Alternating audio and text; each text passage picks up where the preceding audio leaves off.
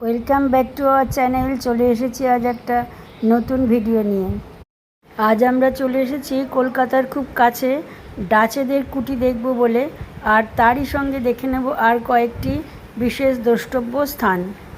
এই উদ্দেশ্যে কাশীপুর মহাশ্মশানকে বাঁয়ে ফেলে আমরা যাব সামনে। আমাদের ডান দিকে থাকা এই শতাব্দী প্রাচীন বাড়িটির পাশেই রয়েছে পরপর দুটি দ্রষ্টব্য স্থান, সে দুটোও আমরা আজকে দেখে নেব। পাশেই রয়েছে কৈলেশ্বর শিব মন্দির, কৈলেশ্বর কালী মন্দির।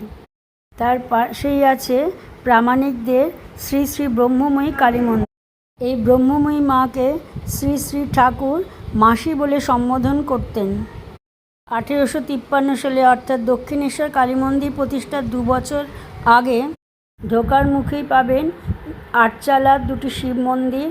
বড় বড় থামযুক্ত নবরত্ন শৈলীর উঁচু ভিত্তি বেদির ওপর স্থাপিত এই মন্দিরটিতে ঠাকুর বেশ কয়েকবার এসেছিলেন।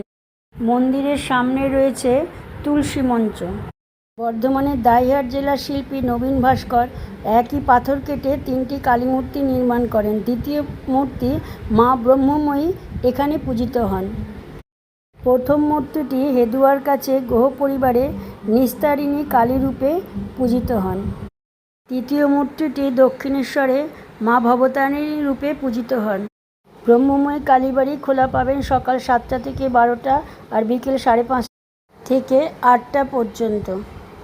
মন্দিরের পাশ দিয়ে সোজা হেঁটে আমরা পৌঁছে যাব গঙ্গার ধারে ডাচেদের কুঠি বাড়িতে।